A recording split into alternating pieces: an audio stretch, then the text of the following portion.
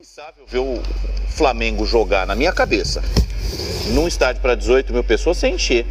Não, mas aí tem um problema no seguinte: o Flamengo só podia vender o preço do ingresso. Não é só isso. O Flamengo estava vendendo 14 mil ingressos no começo, porque tinha a torcida visitante, 2 mil lugares, e tinha a margem de segurança da polícia. Agora subiu para 16 mil ingressos vendidos, de um total de 20 mil cadeiras. Aí tem um problema que assim, eu entendo o seguinte. Esse é o gol do Grêmio, tá, gente? O gol do Luan. O do Luan, ele passa por 3 jogadores antes de finalizar. Eu não sou policial, nem pertenço ao corpo de bombeiros, então estou pensando do lado do futebol. Se eu tenho 20 mil cadeiras, cada cadeira senta uma pessoa, certo? Se o corpo de bombeiros for lá e deu liberação para 20 mil pessoas, você vai vender 20 mil pessoas. Tem as gratuidades, né? Então por isso você tira uma margem para vender ingressos. Apesar do preço alto do ingresso, salgado do ingresso, que o Flamengo admitiu nos 3 primeiros jogos principalmente, e continua sendo alto, mas nos 3 primeiros jogos, o ingresso médio na Ilha do Urubu, se você divide a renda pelo público, foi R$ 57, que é mais barato do que o preço do Allianz Parque e de Itaquera.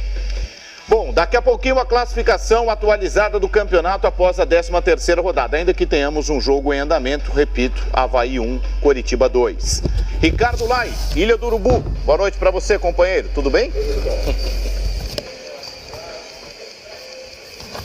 Boa noite, Vilani, um abraço para você, todo mundo ligado no programa. A gente está aqui na sala de entrevistas, onde daqui a pouco o técnico Zé Ricardo inicia sua coletiva, depois dessa derrota, a primeira do Flamengo na Ilha do Urubu. 7 jogos aí de invencibilidade no Campeonato Brasileiro, mais 2 jogos ainda da Copa do Brasil e da Sul-Americana. Então, uma sequência de 9 partidas de invencibilidade que o Flamengo perdeu hoje diante do Grêmio. O técnico Zé Ricardo terminou, inclusive, o jogo de hoje com o Everton na lateral esquerda, né, o Trauco foi substituído, o Viseu e o Damião no ataque e também a saída do Márcio Araújo e do Cuejar para a entrada ainda do Manquejo. Então terminou com o Manquejo, o Geovânio, né, que fez a estreia dele, que foi ofuscada hoje pela derrota diante do Grêmio, e terminou a partida com 2 centroavantes, o Viseu e o Leandro Damião. Após o fim da partida, alguns torcedores começaram a vaiar o time, só que a grande maioria dos rubro-negros que estavam aqui na Ilha do Urubu, né, abafaram essas vaias, aplaudiram o time, inclusive cantaram o hino do clube ao final do jogo. Uma derrota que foi a primeira, né, em casa. Não tinha o Paulo Guerreiro, o principal desfalque, né, desse time do Flamengo, e tem um reforço do peruano no próximo jogo contra o Cruzeiro, que é domingo que vem, né? Só que o Trauco recebeu o 3º cartão amarelo, está suspenso, e a gente vai acompanhar toda a repercussão desse jogo, primeiro com o Zé Ricardo e depois com os jogadores do Flamengo, dentro do programa do Rodada Fox, e a qualquer momento a gente pode voltar com mais destaques desta primeira derrota do Flamengo aqui na Ilha do Urubu. Vilani, é com você. Valeu, Lai. A qualquer instante você volta. Por que o Flamengo perdeu? Por que o Grêmio venceu? Conte pra gente, Fábio Azevedo.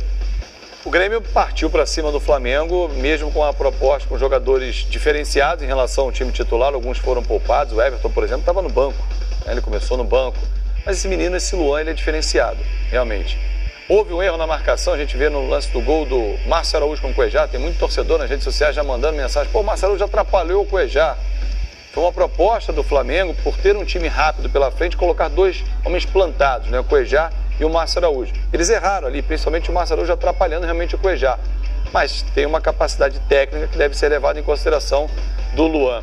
O Flamengo hoje não se encontrou, o Everton Ribeiro abaixo do que vem rendendo. O Everton jogando muito bem pelo lado esquerdo, mas com poucas opções do lado dele. Um Damião diferente do Guerreiro, o Guerreiro consegue segurar mais a bola, o Damião a bola não para muito no ataque, diferentemente do peruano, mas acontece. É uma derrota que eu falei aqui no início, que o Zé Ricardo vai ter que pegar como exemplo. Pegar o jogo de hoje, chegar em casa com a cabeça mais fria, depois dessa derrota, e analisar alguns erros. Empilhar o atacante, como ele tentou fazer no final, tirar o Trauco e botar o Everton na esquerda, é uma solução, é uma opção. Até o Everton Ribeiro poderia fazer um lado esquerdo, que ele já fez durante muito tempo, lá atrás na carreira.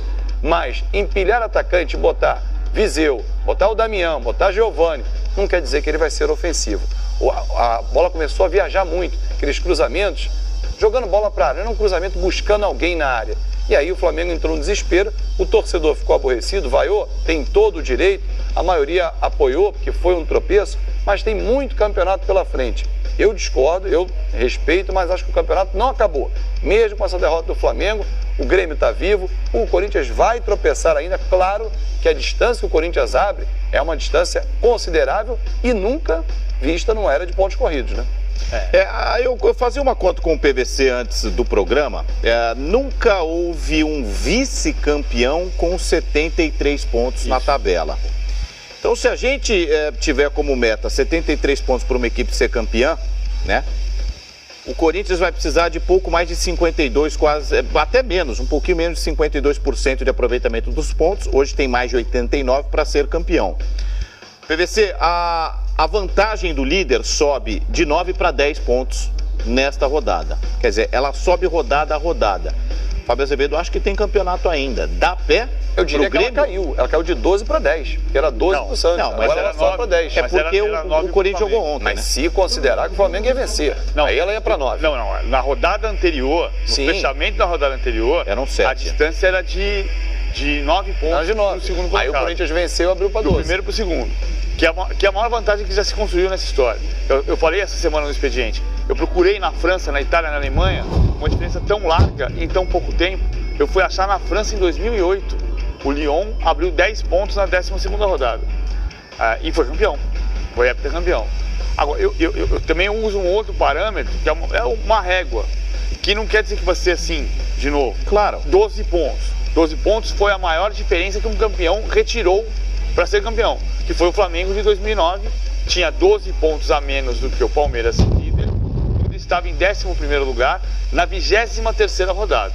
Bom, se o Flamengo tirou 12 pontos em 15 rodadas, em 25 ele pode tirar 12 também. Claro. Então dá para tirar. Só que tem que acontecer uma queda do Corinthians. Exato. Quando a gente pensa, quando o Corinthians, a gente pensa que o Corinthians tem mais de 89% de aproveitamento dos pontos, e ele pode, ele se permite perder rendimento até 52%, que ainda assim será campeão. Dá a medida de uma outra forma, né? Vamos com a classificação, fica até mais simples da gente ilustrar o que a gente está conversando. Se não, na diferença do líder para o vice-líder, no que o Corinthians tem que fazer para perder o campeonato, né? Porque parece a cada rodada estar muito mais na mão do Corinthians